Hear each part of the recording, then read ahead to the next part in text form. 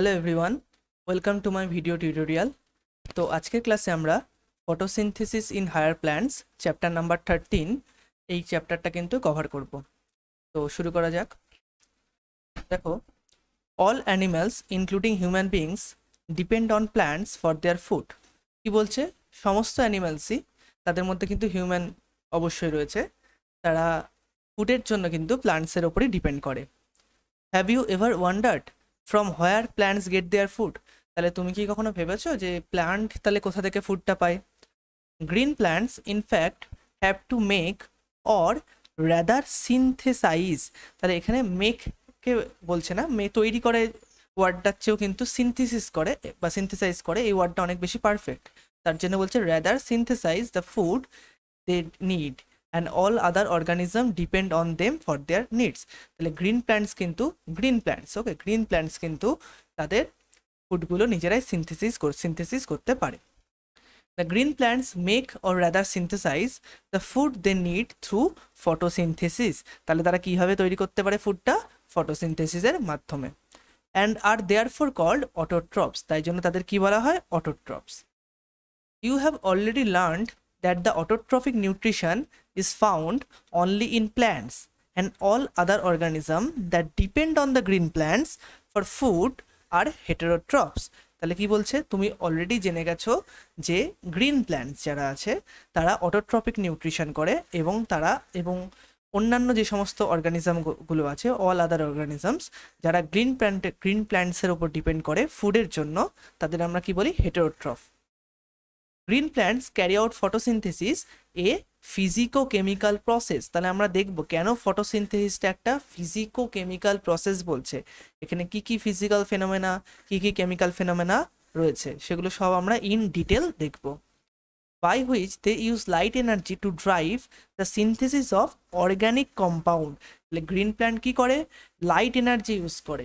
তাহলে তারা এনার্জি হিসাবে কিন্তু সানলাইট এনার্জি সোর্স হিসাবে ইউজ করে। তারপরে কি করে? তারপরে অর্গানিক কম্পাউন্ড সিনথেসিস করে। Ultimately all living forms on earth depend on Sunlight for energy. তার জন্য এখানে বলেছে আলটিমেটলি, অর্থাৎ আলটিমেটলি যদি আমরা দেখি সমস্ত লিভিং ফর্ম যার আর্থে যা আছে তারা কিন্তু সানলাইটের ওপরই ডিপেন্ড করছে। কিসের জন্য? এনার্জির জন্য তারা সানলাইটের ওপরই ডিপেন্ড করে।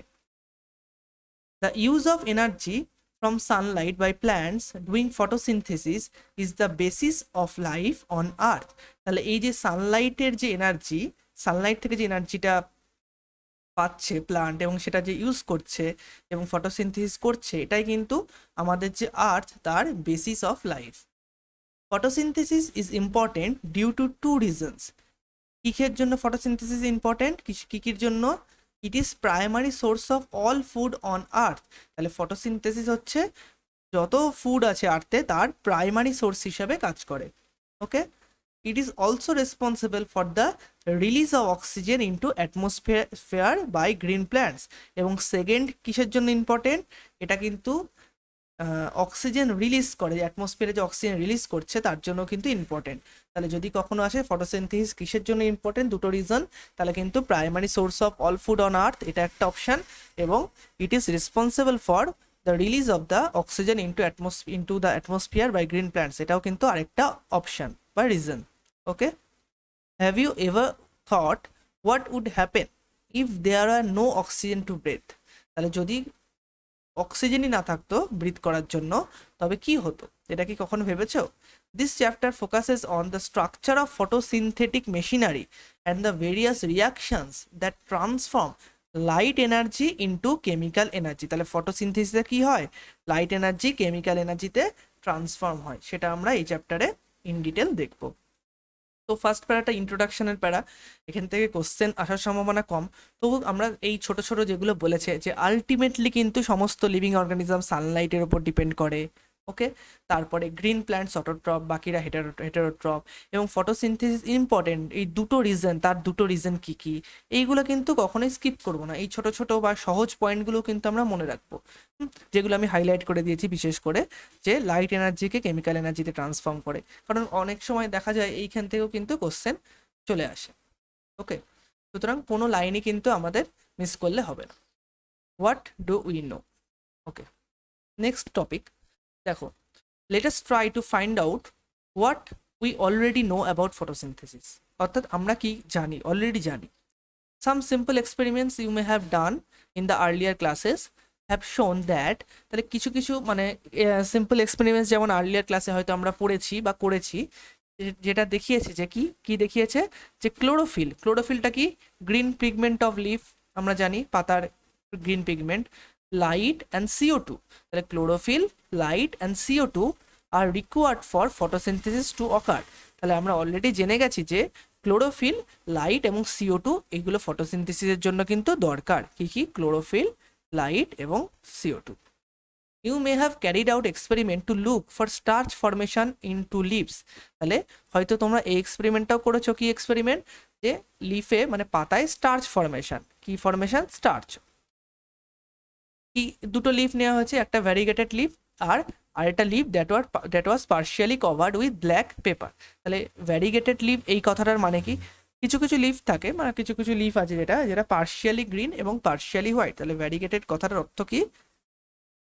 পার্শিয়ালি গ্রিন এবং পার্শিয়ালি হোয়াইট। তাহলে পার্শিয়ালি গ্রিন, পার্শিয়ালি হোয়াইট যদি এরকম কোনো লিফ হয়, পাতা হয়, অথবা এমন কোনো একটা পাতা যেটা partially covered with black pepper, partially কিন্তু ব্ল্যাক পেপার দ্বারা কভার্ড করা আছে, এরকম যদি দুটো পাতা হয় এবং তারপরে যদি তাকে লাইটে এক্সপোজার দেওয়া হয়, তখন দেখা যাবে কি, on testing this leaves for the presence of starch it was clear that photosynthesis occurred only in green parts of the leaves in the presence of light। তবে যদি আমরা দেখি স্টার্চের প্রেজেন্স যদি খুঁজি, তবে দেখবো যে শুধুমাত্র গ্রিন পার্টসে কিন্তু আমরা স্টার্চের প্রেজেন্স পাচ্ছি। ওকে, এইবার প্রশ্ন হলো, আমরা স্টার্চের প্রথম কথা হচ্ছে স্টার্চ কেন খুঁজতে যাব?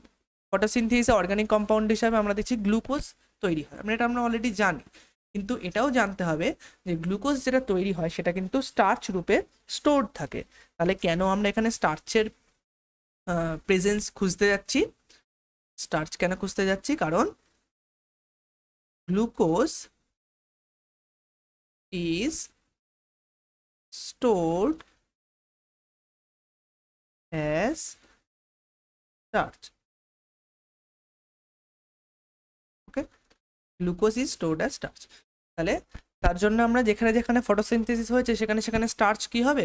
সেখানে সেখানে স্টার্চের অ্যাকুমুলেশন হবে। তার ফলে আমরা যেখানে যেখানে স্টার্চের প্রেজেন্স পাবো সেখানে সেখানে বলতে পারো ফটোসিনথেসিস হয়েছে।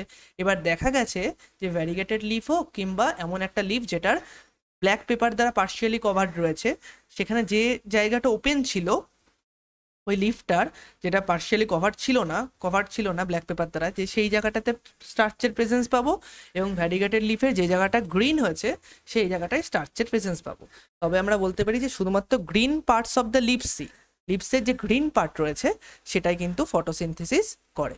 ওকে,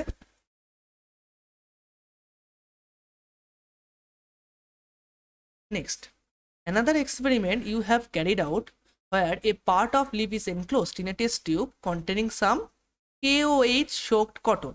আচ্ছা, তাহলে একটা কি করেছে, আর একটা এক্সপেরিমেন্ট যেখানে কি করা হয়েছে, যেখানে একটা লিফ নেওয়া হয়েছে, পার্ট অফ লিফ নেওয়া হয়েছে এবং সেটাকে একটা টেস্ট টিউবে এনক্লোজড করা হয়েছে, এবং টেস্ট টিউবের মধ্যে কি আছে? KOH soaked cotton. আচ্ছা, KOH সোকড কটন কেন? কারণ KOH সোকড কটন কি করে?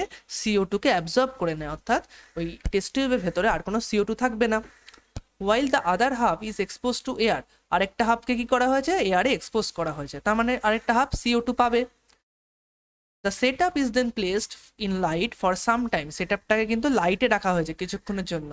On testing for the presence of starch later in the two parts of the leave you must have found that the exposed part of the leave tested positive for the starch. তাহলে যে লিফটার পার্টটা exposed ছিল, বাইরে ছিল, সেখানে স্টার্চের presence পাওয়া যাচ্ছে। While the portion that was in the tube, যেটা টেস্ট টিউবের মধ্যে রয়েছে, যে পাতাটার পোর্শনটা, লিফের পোর্শনটা, সেখানে কি যাচ্ছে? টেস্টেড নেগেটিভ, মানে সেখানে স্টার্চ কিন্তু পাওয়া যাচ্ছে না। This showed that CO2 was required for the photosynthesis. তার মানে এখান থেকে বোঝা যাচ্ছে যে CO2 কিন্তু ইম্পর্টেন্ট, CO2 দরকার, তবেই তো ফটোসিনথেসিস হবে।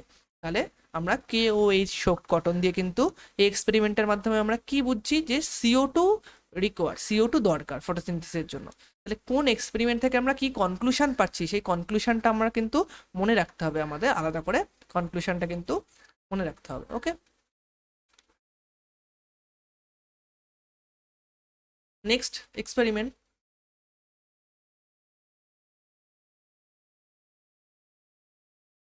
It is interesting to learn about those simple experiments that led to a gradual development in our understanding of photosynthesis.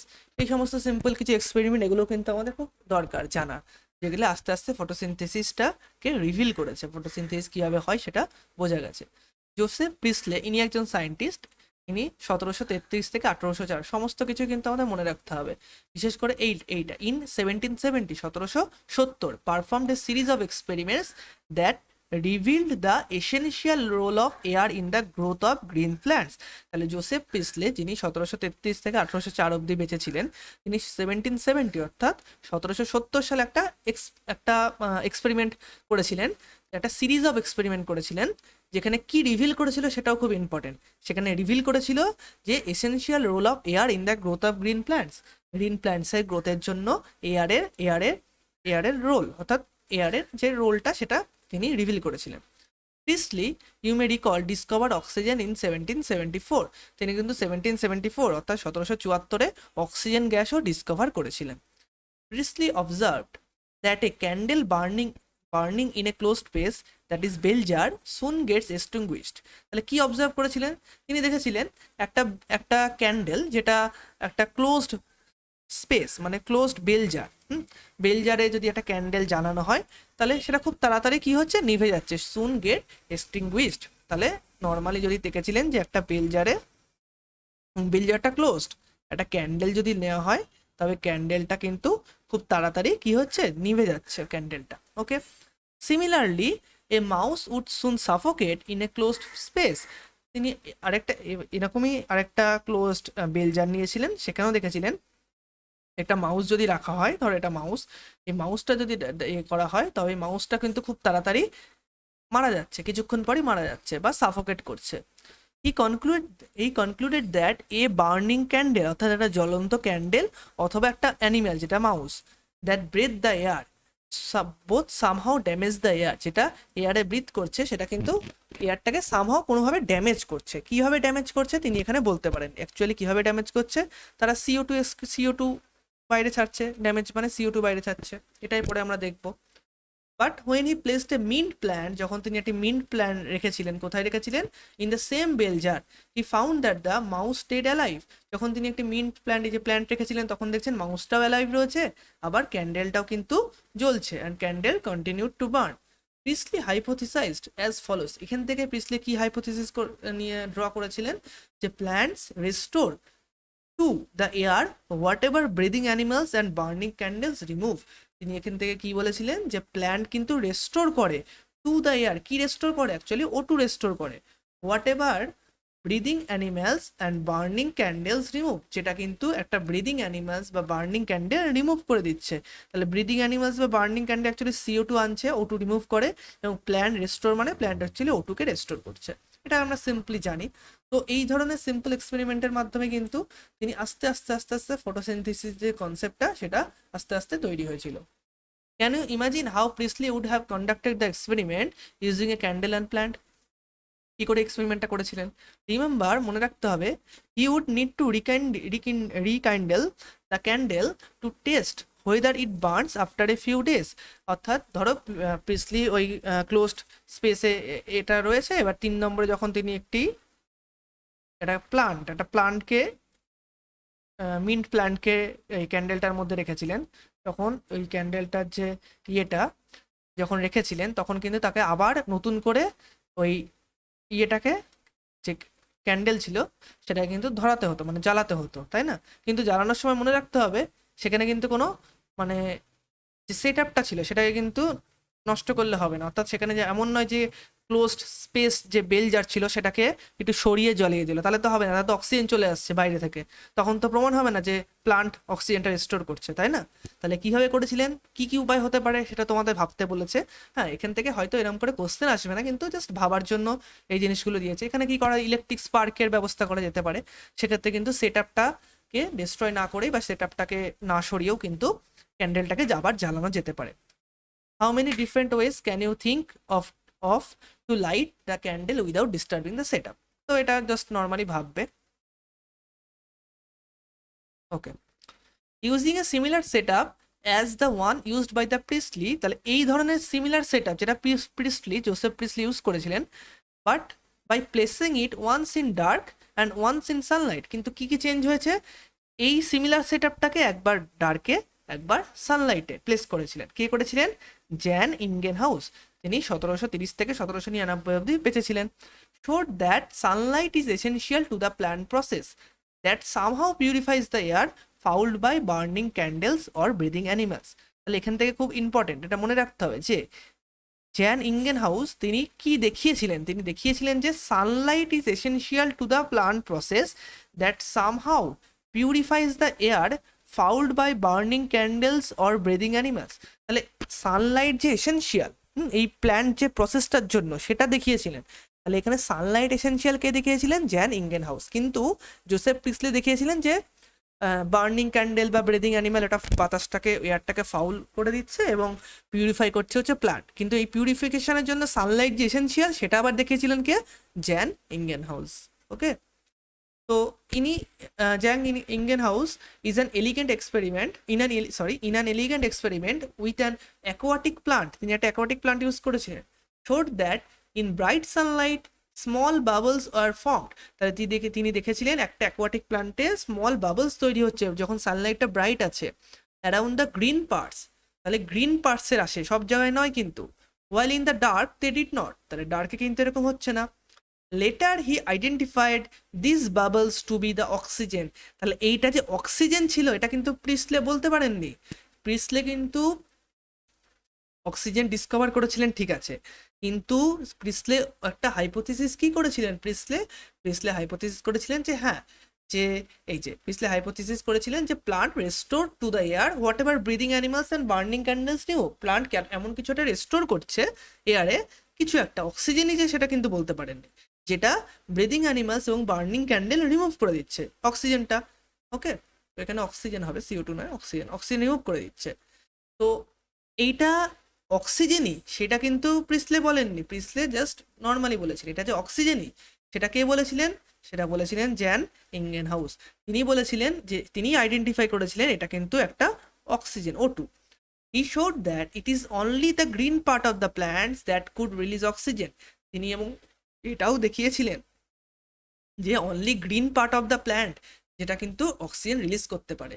তাহলে প্রিস্টলে যিনি কিন্তু পুরো প্ল্যান্টটাই বলেছিলেন প্ল্যান্ট এমন কিছু একটা রেস্টোর করে যেটা বার্নিং ক্যান্ডেল ব্রিদিং অ্যানিমাল নষ্ট করে দেয় আর কি, রিমুভ করে। কিন্তু সেটা কি জিনিস অথবা সেই অক্সিজেনটা যে কোথা থেকে তৈরি হয়, মানে only green plants green part থেকে যে তৈরি হবে সেইগুলো কিন্তু সব বলেছিলেন কে? জ্যান ইঙ্গেনহাউস। তাহলে কে কোনটা বলেছিলেন এটা কিন্তু খুব important exam point of view থেকে। এগুলো আমাদের খুব ভালো করে মানে কনসাসলি পড়ে পড়ে মনে রাখতে হবে। It was not until 1854 that Julian von স্যাক্স, ইনি একজন scientist, provided evidence for production of glucose. তাহলে জুলিয়ান ভন স্যাক্স কি করেছিলেন 1854 এর পর? যে তিনি কিন্তু এভিডেন্স প্রোভাইড করেছিলেন। কিসের এভিডেন্স প্রোভাইড করেছিলেন? ফর প্রোডাকশন অফ গ্লুকোজ, অর্থাৎ গ্লুকোজ প্রোডাকশনের ওপর। আস্তে আস্তে আস্তে আস্তে জিনিসগুলো ডিপে যাচ্ছে। ওয়েন প্ল্যান্টস গ্রো, যখন প্ল্যান্টস গ্রো করে। Glucose is usually stored as starch. তাহলে দেখো গ্লুকোজ কিন্তু স্টোরড কি হিসাবে? স্টার্চ রূপে স্টোর হয়। তার জন্যই তো আমরা স্টার্চের প্রেজেন্স দেখেছি পাতাতে, গ্লুকোজের প্রেজেন্স দেখিনি, কারণ গ্লুকোজ তৈরি হয় কিন্তু স্টোর কিন্তু কি হবে? Starch.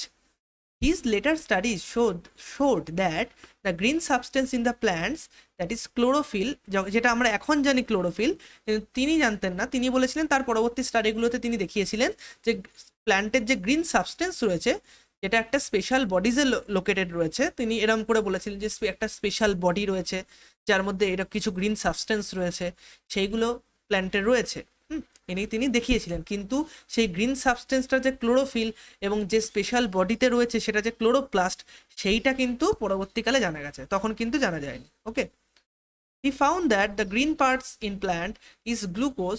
He found that the green parts in plant is where glucose is made and that the glucose is usually stored as starch. তাহলে তিনি কি দেখেছিলেন যে green part of the plant সেখানে গ্লুকোজ তৈরি হয়, তাহলে গ্লুকোজ তৈরি হয় গ্রিন পার্ট অফ দ্য প্ল্যান্টে, এটা দেখেছিলেন হচ্ছে ইনি জুলিয়ান ভন স্যাক্স। এবং গ্লুকোজ যে স্টার্চ রূপে সঞ্চিত থাকে বা স্টোর থাকে সেটাও কিন্তু ইনি দেখেছিলেন। হি ফাউন্ড দ্যাট। ওকে, তাহলে কে কোনটা দেখেছিলেন, কে কোনটা অবজার্ভ করেছিলেন, খুব ভালো করে পড়তে হবে। Now consider the interesting experiment done by the Engelmann. এটাও খুব একটা ইন্টারেস্টিং এক্সপেরিমেন্ট। ইনি 1843 থেকে 1909। ইউজিং এ প্রিজম, তিনি একটা প্রিজম ইউজ করেছিলেন এবং তিনি কি করেছিলেন, he split the light into spectral components. তাহলে একটা লাইটকে তিনি স্পেকট্রাল কম্পোনেন্ট, অর্থাৎ ধরো ভিপজিওর, ভিজিবল লাইট হলে ভিপজিওর, ভায়োলেট, পুরো একদম এভাবে কিন্তু ইয়েলো, ব্লু, গ্রিন, রেড এরকম করে কিন্তু সব একটা স্পেকট্রামে নির্দিষ্ট নির্দিষ্ট ওয়েভলেন্থে লাইটটাকে ভাগ করেছিলেন। And then illuminated green alga. কোন গ্রিন অ্যালগা? ক্ল্যাডোফোরা ইউজ করেছিলেন। ইম্পর্টেন্ট, তিনি একটা গ্রিন অ্যালগা ইউজ করেছিলেন যেটার নাম কি? Cladophora. Placed in a suspension of aerobic bacteria. তিনি অ্যাকচুয়ালি কি করেছিলেন? অ্যারোবিক ব্যাকটেরিয়া সাসপেনশনে রেখে দিয়েছিলেন, অর্থাৎ তিনি ঠিক এরম ভাবে করেছিলেন। আমি রাফলি জাস্ট বোঝানোর জন্য আঁকছি। ধরা যাক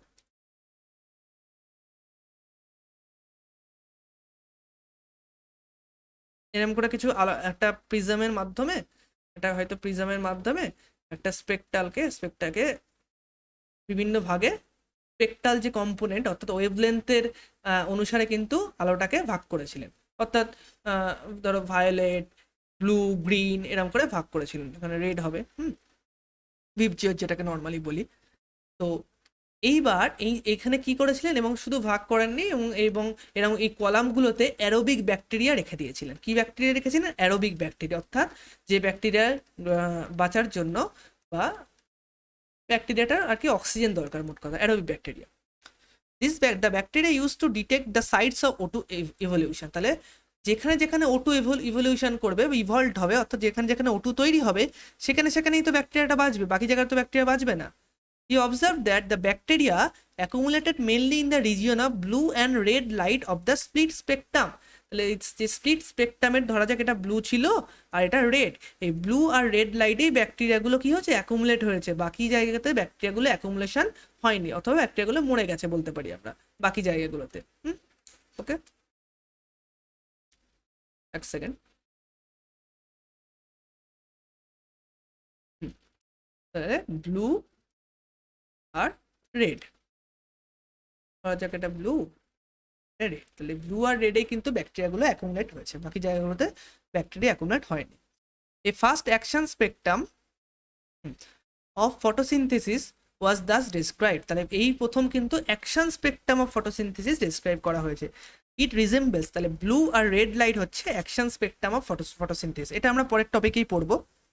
ইট রিজেম্বলস রাফলি the absorption spectra of chlorophyll a and chlorophyll b. তাহলে পরের টপিকে যেটা ডিসকাস করা আছে যে এইটা হচ্ছে absorption spectra of chlorophyll a and chlorophyll b, যেটা ব্লু লাইট এর ওয়েভলেন্থ আর রেড লাইটের ওয়েভলেন্থ, এটা হচ্ছে কি absorption spectra of chlorophyll a and chlorophyll b, যেটা কার সাথে ম্যাচ করছে? যেটা ফটোসিনথেসিসের অ্যাকশন স্পেকট্রামের সাথে ম্যাচ করছে। অর্থাৎ এই ব্লু লাইট আর রেড লাইটেই ফটোসিনথেসিস খুব ভালো হয়, তবেই তো ওটু ইভলভ হচ্ছে, তবেই তো ব্যাকটেরিয়াগুলো এখানে অ্যাকুমুলেশন হচ্ছে, অর্থাৎ বেঁচে থাকছে। Okay, by the middle of 19th century. তাহলে কখন? By the middle of 19th century, 19th সেঞ্চুরির মিডিলে। The key feature of the plant photosynthesis are known. তাহলে প্ল্যান্ট ফটোসিনথেসিসের কি ফিচারটা কখন জানা গেছে? By the middle of 19th century. Namely the plant could use light energy to make carbohydrates from CO2 and water. তাহলে CO2 আর water থেকে প্ল্যান্ট কি করে? লাইট এনার্জি ইউজ করে কার্বোহাইড্রেট তৈরি করে। Okay, the empirical equation representing the total process of photosynthesis for oxygen evolving organism was the understood as। তাহলে কি ইকুয়েশনটা কি ছিল? CO2 plus H2O, light energy CH2O মানে হচ্ছে কার্বোহাইড্রেট, আমরা জানি নর্মালি কার্বোহাইড্রেট ফর্মুলাই বলা চলে আর কি, প্লাস O2। ওকে, তাহলে when CH2O represented a carbohydrate, CH2O কার্বোহাইড্রেটকে রিপ্রেজেন্ট করছে, যেমন গ্লুকোজ 6 কার্বন সুগার, যেমন C6H12O6, গ্লুকোজ 6 কার্বন হলে C6 হবে, H12 হবে, O6 হবে। নর্মালি আশা করি এইসব আমরা পড়েছি already. A milestone contribution to the understanding of photosynthesis was that made by a microbiologist. কে করেছিলেন? কর্নিলাস ভন নিয়েল বা সিভি নিয়েল আমরা বলতে পারি। ইনি 1897 থেকে 1985 অবধি বেঁচেছিলেন। Who based on the studies of purple and green bacteria, তিনি কোন স্যাম্পল নিয়েছিলেন? Purple and green bacteria. Demonstrated that photosynthesis is essentially a light dependent reaction in which hydrogen form a suitable oxidizable compound reduces carbon dioxide to carbohydrate। তাহলে এখানে কিন্তু একটু অনেক বড় line আছে, আমরা ভেঙে ভেঙে পড়ে নিই। তাহলে কিনি ডেমনস্ট্রেশন করিয়েছিলেন? দেখো, ফটোসিনথেসিস একটা লাইট ডিপেন্ডেন্ট রিয়াকশন, এটা কিন্তু আমরা আগেও পড়েছি। কোথায় পড়েছি? ওই অ্যাকোয়াটিক প্ল্যান্ট নিয়ে, যে sunlight is essential for photosynthesis. কিন্তু পার্পেল এবং গ্রিন ব্যাকটেরিয়া দিয়ে ডেমনস্ট্রেশন কে করেছিলেন? তখন কিন্তু আমাদের বলতে হবে সিভি নিয়েল, তিনি একজন মাইক্রোবায়োলজিস্ট। তিনি কি করেছিলেন? যে photosynthesis essentially A light dependent reaction in which, তিনি শুধু এটাই বলেননি, এবং তিনি দেখিয়েছিলেন যে হাইড্রোজেন ফর্মে সুইটেবল অক্সিডাইজেবল কম্পাউন্ড। তাহলে এখানে অক্সিডাইজেবল কম্পাউন্ড কে? তাহলে হাইড্রোজেন একটা oxidisable compound, suitable oxidisable compound থেকে কি হচ্ছে? রিলিজ হচ্ছে। তাহলে hydrogen from a suitable oxidisable compound reduces carbon dioxide to carbohydrate, যেটা কিন্তু কার্বন ডাইঅক্সাইডকে রিডিউস করবে। ওকে, তাহলে আমরা দেখে নিই অলরেডি। তাহলে দেখো, hydrogen from a suitable oxidisable compound. তাহলে সুইটেবল অক্সিডাইজেবল কম্পাউন্ড এখানে কে? মানে এখানে হাইড্রোজেন ডোনার হিসাবে কে কাজ করছে? হাইড্রোজেন ডোনার হিসাবে H2O কাজ করছে। তার মানে H2O কি? H2O হচ্ছে অক্সিডাইজেবল কম্পাউন্ড, অক্সিডাইজেবল কম্পাউন্ড। তাহলে আমরা জানি যেখান থেকে অক্সিডাইজেবল কম্পাউন্ড যদি কোনো কিছু হয়, H2O যদি হাইড্রোজেন ডোনার হিসেবে কাজ করে, এখান থেকে যদি হাইড্রোজেন বেরিয়ে যায়, তাহলে সেটা কি হবে? রিডাকশন হবে। তাহলে এর জন্য কি বলেছে? দ্যাট কোথায় গেল? Hydrogen from a suitable oxidisable compound. Suitable oxidisable compound মানে কি? H2O। হাইড্রোজেনটা কি করবে? রিডিউস করবে। কাকে রিডিউস করবে? কার্বন ডাইঅক্সাইডকে, CO2 কে। কার্বন ডাইঅক্সাইডকে রিডিউস করবে। কিসে রিডিউস করবে? কার্বোহাইড্রেটে, CH2O। তাহলে CO2 যদি হাইড্রোজেনকে অ্যাকসেপ্ট করে, তাহলে যারা হাইড্রোজেনকে অ্যাকসেপ্ট করে তাহলে তাকে কি হয়? তাকে সেখানে কি হয়? রিডাকশন হয়। তাহলে রিডাকশন হয়েছে। আর H2O থেকে কি তৈরি হচ্ছে? O2 হয়েছে। এটা হয়ে কি হচ্ছে? অক্সিডেশন হয়েছে। অক্সিডেশন হয়েছে যেহেতু হাইড্রোজেন বেরিয়ে গেছে, এটা তো নর্মালি আমরা জানি। তার জন্য আমাদের এখানে খুব ভালো করে মনে রাখতে হবে যে এখানে CO2 থেকে যে কার্বোহাইড্রেট তৈরি হয় CH2O, এই প্রসেসটা কি? এই প্রসেসটা হচ্ছে রিডাকশন। আর H2O থেকে এখানে কি তৈরি হচ্ছে? O2। এই প্রসেসটা কি? এটা হচ্ছে অক্সিডেশন। এর জন্য কিন্তু ফটোসিনথেসিসকে অক্সিডেটিভ রিডাকটিভ প্রসেস বলা হয় একটা। ওকে, তো এখানে হাইড্রোজেন দিয়ে দিয়েছে, নর্মালি ইলেকট্রন দিয়ে আমরা দেখি। ঠিক আছে, তো এবং এখানে কিন্তু কোশ্চেনের জন্য খুব ভালো করে যেটা জেনে রাখতে হবে, ফটোসিনথেসিসের ক্ষেত্রে হাইড্রোজেন ডোনার হিসেবে কি কাজ করে? তাহলে হাইড্রোজেন ডোনার হিসেবে কে কাজ করছে? হাইড্রোজেন ডোনার হিসাবে H2O। H2O কিন্তু হাইড্রোজেন ডোনার হিসাবে কাজ করছে। এবং হাইড্রোজেন অ্যাকসেপ্টার হিসাবে কে কাজ করছে? CO2 hydrogen acceptor, hydrogen accept করেই কিন্তু ওটা রিডিউস হচ্ছে, অ্যাকসেপ্টার হিসেবে কাজ করছে। তো আশা করি এই ইকুয়েশন থেকে অক্সিডেশন রিডাকশন কিভাবে হচ্ছে বোঝা গেছে। ওকে,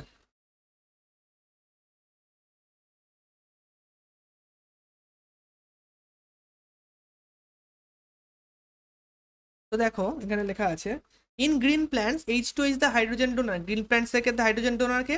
H2O। অলরেডি আমরা পড়ে ফেলেছি। And oxidise to O2। Some organism do not release O2। কিন্তু কিছু কিছু অর্গানিজম আছে যারা কিন্তু O2 রিলিজ করে না ফটোসিনথেসিসের সময়। যেমন কি? যেমন when H2S instead is the hydrogen donor. তাহলে তখন হাইড্রোজেন ডোনার হিসাবে কি কাজ করে? H2S। তাহলে তখন হাইড্রোজেন ডোনার হিসাবে H2O কাজ করে না, H2S কাজ করে। কাদের ক্ষেত্রে? পার্পল অ্যান্ড গ্রিন সালফার ব্যাকটেরিয়ার ক্ষেত্রে। দ্য অক্সিডেশন প্রোডাক্ট, তাহলে অক্সিডেশন প্রোডাক্টটা কি তৈরি হবে? Oxidation product is the sulphur or sulphate depending on the organism. কিন্তু কখনোই তারা O2 নয়। তাহলে অক্সিডেশন প্রোডাক্টটা কি? সালফার এবং সালফেট, O2 নয়। তাহলে গ্রিন প্ল্যান্টসের ক্ষেত্রে অক্সিডেশন প্রোডাক্টটা কি? O2, অক্সিডাইজ টু O2, কারণ H2 অক্সিডাইজ টু O2। কিন্তু সালফার এবং পার্পল এবং গ্রিন সালফার ব্যাকটেরিয়ার ক্ষেত্রে H2S, যেটা একটা হাইড্রোজেন ডোনার হিসাবে কাজ করে, is oxidise to sulphur or sulphate, not O2। Okay, hence he inferred that O2 evolved by the green plant. তিনি বলেছিলেন, ইনফার্ড মানে জাস্ট দেখিয়ে, মানে জাস্ট ইনফার্ড করেছিলেন, মানে এক্সপেরিমেন্টালি বলেননি, জাস্ট নর্মালি বলেছিলেন যে O2 evolved by the green plant comes from the H2O। তিনি বলেছিলেন O2 যেটা, সেটা H2O থেকে আসে, নট ফ্রম কার্বন ডাইঅক্সাইড। অর্থাৎ গ্রিন প্ল্যান্টের যে O2টা, এই যে O2, এটা কোথা থেকে আসছে? এটা H2O থেকে আসে, এটা CO2 থেকে আসে না, কারণ CO2-র মধ্যেও তো O আছে, তাহলে কোথা থেকে আসে বোঝা যেত না, তখন এরা ইনফার্ড করেছিলেন। দিস ওয়াজ লেটার, কেন ইনফার্ট করেছিলেন? যেহেতু দেখো এখানে যেহেতু যেই হাইড্রোজেন ডোনার H2 এর বদলে H2S হয়ে গেছে, চেঞ্জ হয়ে গেছে, তখন কিন্তু অক্সিজেন আর ইভলভ হচ্ছে না, সেখান থেকে তিনি ইনফার্ট করেছিলেন। দিস ওয়াজ লেটার প্রুভড, কিন্তু প্রমাণিত হয়েছিল, এক্সপেরিমেন্টালি প্রুভড হয়েছিল পরে, by using radioactive techniques, মানে রেডিও আইসোটোপিক টেকনিক্সের মাধ্যমে প্রুভড হয়েছিল। কিভাবে হয়েছিল আমি বলে দিচ্ছি। The correct equation that would represent the overall process of photosynthesis is therefore, correct equation কি? 6CH2, অর্থাৎ ব্যালেন্স করে আমরা কি পাবো? 12H2O, light C6H12O6, 6H2O plus 6O2, where C6H12O6 represent glucose। এটা কি রিপ্রেজেন্ট করে? Glucose. O2 released from water, O2 কোথা থেকে রিলিজ হচ্ছে? ওয়াটার থেকে। তাহলে আমাদের এটা অবশ্যই মনে রাখতে হবে, এইখানে ফটোসিনথেসিসে যে O2 ইভলভড হয়, সেটা আমরা কোথা থেকে পাই? সেটা আমরা ওয়াটার থেকে পাই। এটা কিভাবে বোঝা গেছে? এখানে একটা অ্যাকচুয়ালি O18 রেডিও আইসোটোপ ব্যবহার করা হয়েছিল। তাহলে O18 রেডিও আইসোটোপ ব্যবহার করে, মানে ওয়াটারটাকে রেডিও আইসোটোপ করা হয়েছিল, রেডিও আইসোটোপিক করা হয়েছিল। তখন দেখা গেছিল অক্সিজেনের যে O2 আছে সেটাও কিন্তু রেডিও আইসোটোপিক বেরোচ্ছে, O18টা বেরোচ্ছে। কিন্তু 6CO2 যদি যে ওটা, সেটাকে যদি রেডিও আইসোটোপ করা হয়, তবে দেখা যাচ্ছে অক্সিজেনটা তখন হচ্ছিল না। তখন একটা বোঝা গেছে যে না, যেহেতু ওয়াটারটাকে রেডিও আইসোটোপ করা হলেই O2 ইভলভ যেটা হচ্ছিল সেটা রেডিও আইসোটোপিক হচ্ছিল, তার জন্য সেখান থেকে কিন্তু বোঝা গেছে। তো আমাদের রেডিও আইসোটোপিক টেকনিক বা রেডিও আইসোটোপ টেকনিক, এই টার্মটা পড়লেই হবে। O18 ইউজ করা হয়েছিল এক্ষেত্রে, O18, ওকে, অক্সিজেনের একটা radio isotope. The O2 released from water. This was proved using radioisotope technique. Note that this is not a single reaction but description of multi-step process called photosynthesis. এটা কিন্তু একটা single reaction নয়, প্রচুর রিয়াকশনের একটা conclusion, overall reaction. Can you explain why 12 molecules of water as substrate are used in the equation given above? কেন 12? কারণ ইকুয়েশনকে balance করার জন্য। আরো এক্স্যাক্টলি কেন 12 সেটা আমরা আস্তে আস্তে দেখবো। তো এইটা হচ্ছে এক্সপেরিমেন্টাল ডিজাইন। অনেক সময় এইটা আমরা সহজ ভেবে, দেখো এটা অনেক সহজ ভেবে হয়তো অনেক সময় স্কিপ করে যায়, কিন্তু এইখান থেকে কোশ্চেন এলেও আমাদের হয়তো কোশ্চেনটা ভুল হয়ে যায়, কারণ আমরা এই যে কনক্লুশনগুলো ভালো করে পড়ি না, কে কোনটা বলতে চেয়েছে সেটা কিন্তু খুব ভালো করে, আমি যেগুলো হাইলাইট করে দিয়েছি খুব ভালো করে পড়তে হবে, তবে কিন্তু আমরা বুঝতে পারবো। ওকে, তো নেক্সট ক্লাসে আমরা এই টপিকটা পড়বো, হোয়ার ডাজ ফটোসিনথেসিস টেকস প্লেস, এইখান থেকে পড়বো লাইট রিয়াকশন, ডার্ক রিয়াকশন। কিন্তু তার আগে আমরা how many types of pigments are involved in photosynthesis, just pigment যেটা একটা সেপারেট টপিক, সেইটা আমরা পড়ে নেব। ওকে, তো শুরু করা যাক।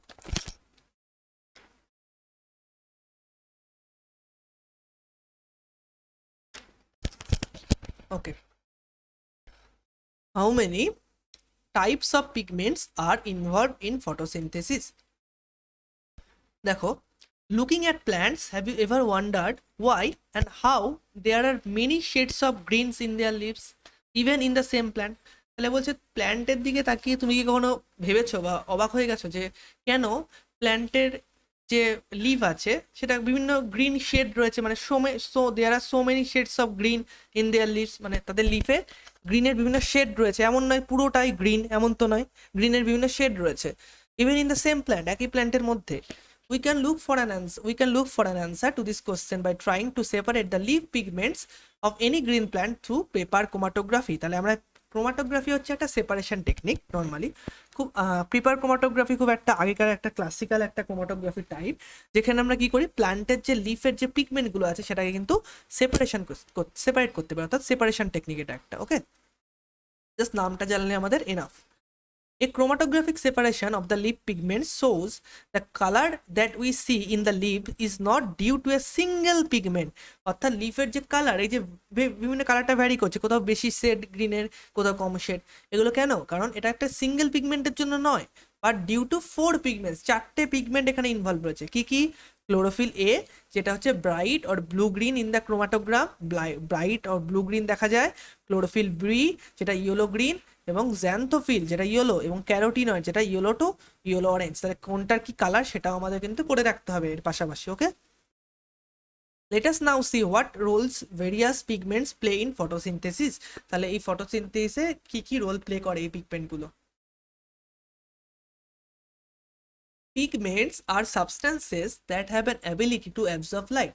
তাহলে পিগমেন্টস অ্যাকচুয়ালি কি? পিগমেন্টস মানে হচ্ছে এমন কিছু সাবস্টেন্সেস যেটার ক্ষমতা রয়েছে লাইটকে অ্যাবজর্ব করা অ্যাট স্পেসিফিক ওয়েভলেন্থ। একটা নির্দিষ্ট ওয়েভলেন্থে লাইটকেই কিন্তু অ্যাবজর্ব করবে, এমন নয় পুরো একদম ভিপজিওর বা পুরো সব ওয়েভলেন্থের লাইটকে অ্যাবজর্ব করে নিচ্ছে, তা নয়, একটা নির্দিষ্ট ওয়েভলেন্থের লাইটকে অ্যাবজর্ব করবে।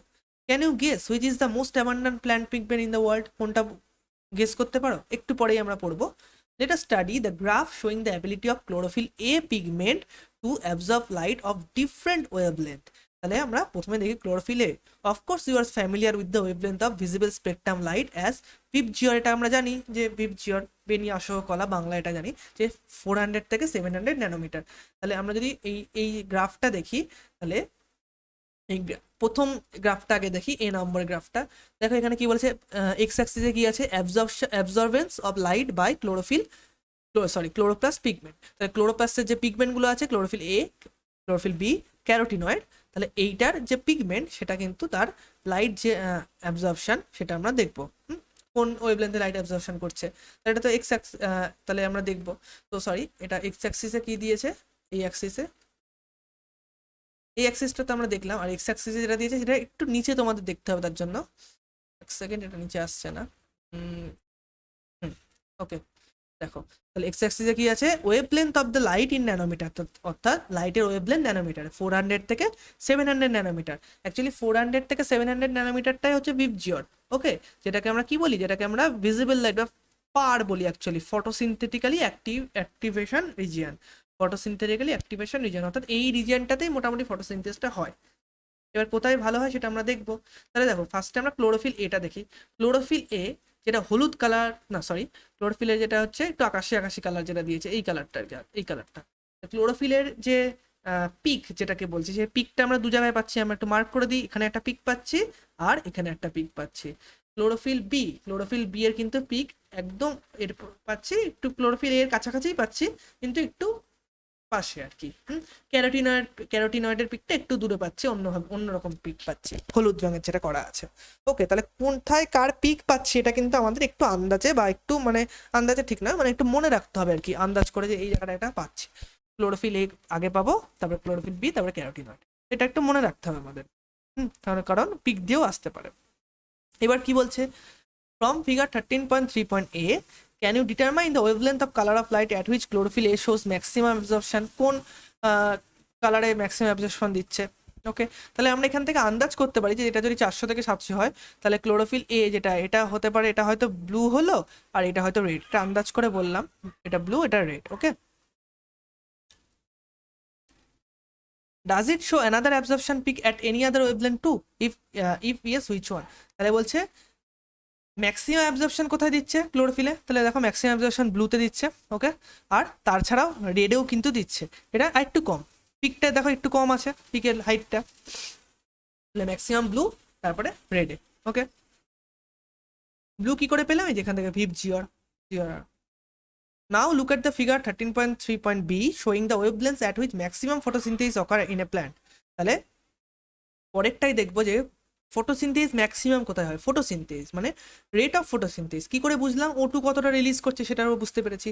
তাহলে রেট অফ ফটোসিনথেসিস ম্যাক্সিমাম দেখছি এখানে হচ্ছে আর এখানে হচ্ছে, অর্থাৎ এই যে রেট অফ ফটোসিনথেসিস ম্যাক্সিমাম যেখানটা হচ্ছে সেটা একটু যদি মেলানো হয়, তাহলে দেখো সেটা কিন্তু সেই ক্লোরোফিল এর যে পিক পেয়েছিলাম দুখানা, সেই পিকের ওখানে, অর্থাৎ ক্লোরোফিল এর যেখানে পিক পেয়েছিলাম সেইখানটা কিন্তু ফটোসিনথেসিসের রেটটা ম্যাক্সিমাম হচ্ছে। অর্থাৎ এটা যদি আমরা বলি ব্লু লাইটে আর এটা হচ্ছে রেড লাইটে, তাহলে ক্লোরোফিল এর যে অ্যাবজর্পশন পিক যে দুটো পেলাম, তার সাথে ফটোসিনথেসিসের অ্যাক্টিভেশন পিক সেটাও কিন্তু সিমিলার, ম্যাচ খাচ্ছে। Okay, now look at the figure 13.3, এটা তো হলো। Can you see that the wavelength at which there is a maximum absorption by the chlorophyll a, that is the blue and red region. এখানে blue and red বলে দিয়েছে, আমি আগেই বলে দিয়েছি। Also shows higher rate of photosynthesis, এবং সেখানে কিন্তু ফটোসিনথেসিসের পিকটাও হাই যাচ্ছে। হেন্স উই ক্যান কনক্লুড, এখান থেকে আমরা কি কনক্লুড করতে পারি, that chlorophyll A is the chief pigment associated with photosynthesis. এখান থেকে আমরা কি কনক্লুড করতে পারি যে ক্লোরোফিল এই কিন্তু মেন পিগমেন্ট ফটোসিনথেসিসে।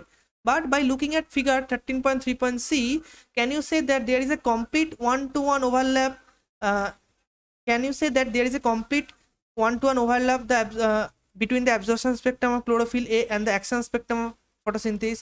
তাহলে এই যে ওভারল্যাপ, যেটা কমপ্লিট ওভারল্যাপ, সেটা কিন্তু নয়। মানে এখানে কি বলতে চাইছে দেখো, এখানে যদি সি এর ইয়েটা দেখি, লাইট অ্যাবজর্ব কতটা কে লাইট অ্যাবজর্ব করেছিল, এটা হচ্ছে এটা হচ্ছে রেট অফ ফটোসিনথেসিস, আর পরেরটা হচ্ছে অ্যাবজর্পশন, মানে কালোটা হচ্ছে, ব্ল্যাকটা হচ্ছে rate of photosynthesis. Photosynthesis rate এখানে হচ্ছে, আর এদিকে সবচেয়ে পিকে গেছে।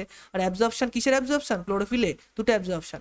কিন্তু একটা জিনিস একটু খেয়াল করলে বোঝা যাবে, এই জায়গাটা একটু ভাবো, এই জায়গাটা দেখো, এই জায়গাটা তো 500 ন্যানোমিটার থেকে 600 ন্যানোমিটার, এই জায়গাটা ইয়ের পিকটা কিন্তু খুব কম, অর্থাৎ ক্লোরোফিল এর অ্যাবজর্পশন পিক। অথচ ফটোসিনথেসিস কিন্তু এই জায়গাটা হচ্ছে, বেশ কিছুটা হলেও তো হচ্ছে, পিকটা একটু হাই আছে, কিছুটা হলেও হচ্ছে। তাহলে কিভাবে হচ্ছে ফটোসিনথেসিসটা, তার জন্য বলছে can you say that there is a complete one to one overlap. Complete one to one overlap কি রয়েছে, না, একদম complete one to one overlap নয়। These graphs together show that most of the photosynthesis takes place in the blue and red region. Most photosynthesis যদি বলে তাহলে blue and red region of the spectrum. কিন্তু some photosynthesis does take place at other wavelengths of the visible spectrum. তাহলে এই যে visible spectrum মানে কত, তার মানে আমাদের visible spectrum আমাদের পড়ে নিতে হবে 400 থেকে 700 ন্যানোমিটার। এটা হচ্ছে visible spectrum, মানে হচ্ছে VIBGYOR, যেটাকে আমরা PAR photosynthetically active region বলি। আসবে না যেহেতু এনসিইআরটি তে মেনশন করা নেই। Let us see how this happens. চলো দেখি তাহলে কিভাবে এটা হয়। Though chlorophyll is the major pigment responsible for trapping light, other thylakoid pigment like chlorophyll B, xanthophyll and carotenoid which are called accessory pigment, এছাড়াও কিন্তু মেন পিগমেন্ট ছাড়াও accessory pigment রয়েছে, যেগুলোও কিন্তু ফটোসিনথেসিসে হেল্প করে। এর ফলে কি হচ্ছে, complete one to one overlap হচ্ছে না, ফটোসিনথেসিস কিন্তু এই ব্লু আর রেড ছাড়াও কিছু জায়গাতেও হচ্ছে। And also absorb light and transfer energy to the ক্লোরোফিলে, তারা লাইট অ্যাবজর্ব করে এবং তারা কিন্তু কি করে, লাইটটাকে অ্যাবজর্ব করে এবং তাকে ট্রান্সফার করে, কোথায় করে, এনার্জিটাকে ট্রান্সফার করে ক্লোরোফিল এতে। Indeed, they not only enable a wide range of wavelength of incoming light. এখানে এই লাইনটা খুব ইম্পর্টেন্ট। তারা কি বলছে যে এই যে অ্যাক্সেসরি পিগমেন্টগুলো, এরা যে শুধুমাত্র একটা ওয়াইড রেঞ্জ অফ ওয়েভলেন্থে লাইটকে অ্যাবজর্ব করে এবং সেটাকে ট্রান্সফার করে এনার্জিটা, সেটাই শুধু নয় to be utilise for photosynthesis, but also protect chlorophyll a from photo oxidation. তোমরা বড় ক্লাসে ফটো অক্সিডেশন সম্বন্ধে হয়তো পড়বে। ফটো অক্সিডেশন হচ্ছে প্ল্যান্টের একটা প্রসেস, যেখানে প্ল্যান্ট অনেক সময় কি হয়, ফটো অক্সিডাইজড হয়ে যায়, অর্থাৎ প্ল্যান্টের ক্লোরোফিল এ, এটা তো একটা মেন পিগমেন্ট, সুতরাং প্ল্যান্ট কখনোই চাইবে না, ক্লোরোফিল এ হচ্ছে অ্যাকচুয়ালি রিয়াকশন সেন্টার, পরবর্তী ক্লাসে আমরা পড়বো রিয়াকশন সেন্টার কি, ক্লোরোফিল এই হচ্ছে রিয়াকশন সেন্টার। তো প্ল্যান্ট কখনোই চাইবে না যে ক্লোরোফিল এ, যেটা খুব সফিস্টিকেটেড, সেটা ডিগ্রেড হয়ে যায়। তার জন্য কি করে, এই অ্যাক্সেসরি পিগমেন্টগুলো কি করে, একটা ওয়াইড রেঞ্জ অফ ওয়েভলেন্থ, একদিকে যেমন একটা wide range of wavelength absorb করছে, তার সাথে সাথে কি করে, এই ক্লোরোফিলকে প্রোটেক্ট করে। কি করে প্রোটেক্ট করে, এর অনেক প্রসেস আছে, যেমন জ্যান্থোফিল সাইকেল, জ্যান্থোফিল একটু আগেই পড়েছি, জ্যান্থোফিল, এই জ্যান্থোফিল একটা সাইকেল চলে, জ্যান্থোফিল সাইকেল। এছাড়াও বিভিন্ন প্রসেস আছে, হ্যাঁ, photo oxidation of D1 protein. তো এইগুলো আমরা পরবর্তী ক্লাসে পড়বো, কিন্তু এখান থেকে আমাদের যেটা কোশ্চেনের জন্য জেনে রাখতে হবে, নিটে যেটা আসতে পারে, যে অ্যাক্সেসরি পিগমেন্টের কাজ কি। অ্যাক্সেসরি পিগমেন্ট কি করে, একটা wide range of wavelength of incoming লাইটকে অ্যাবজর্ব করে এবং সেটাকে ট্রান্সফার এনার্জি টু দ্য ক্লোরোফিলে আছে, ওকে। আর তার সাথে সাথে কিন্তু ক্লোরোফিল একে প্রোটেক্ট করে, কিসে থেকে প্রোটেক্ট করে, ফটো অক্সিডেশন, অর্থাৎ ক্লোরোফিলে যাতে ফটো অক্সিডাইজড না হয়ে যায়, না হলে কিন্তু ক্লোরোফিলে ফটো অক্সিডাইজড হয়ে যেত, অর্থাৎ ক্লোরোফিলে ড্যামেজড হয়ে যেত। ফটো অক্সিডাইজড কথাটা কিন্তু একটা ড্যামেজের একটা টেকনিক্যাল টার্ম বলতে পারো। ফটো অক্সিডেশন মানে হচ্ছে ফোটন, অর্থাৎ ফোটন কণা যদি আসে তখন কিন্তু ইলেকট্রন লস হবে, অর্থাৎ অক্সিডাইজড হবে। ইলেকট্রন লস যদি হয়ে যায়, অক্সিডাইজড যদি হয়ে যায়, তবে কিন্তু ক্লোরোফিল এ যেটা আছে, ক্লোরোফিলে ড্যামেজড হয়ে যাবে। এই ড্যামেজ যাতে না হয় তার জন্য কে হেল্প করে, তার জন্য এই অ্যাক্সেসরি পিগমেন্টগুলো হেল্প করে। এবার কিভাবে ঠিক হেল্প করে সেটা কিন্তু তোমরা উঁচু ক্লাসে পড়বে, এইখানে তোমাদের দরকার নেই যে কিভাবে হেল্প করে, শুধু প্রোটেক্ট করে এটা জানলেই মোর দ্যান এনাফ। এখানে অনেক সাইকেল রয়েছে, জ্যান্থোফিল সাইকেল রয়েছে, সেগুলো কিন্তু পরবর্তীকালে পড়বে, ওকে। তাহলে এইটুকুনি আমরা পড়লাম এই ক্লাসে, আশা করি এটা বোঝা গেছে। তো নেক্সট ক্লাসে আমরা কিন্তু এই টপিকটা থেকে শুরু করব যে where does photosynthesis takes place. Okay, দেখার জন্য থ্যাংক ইউ।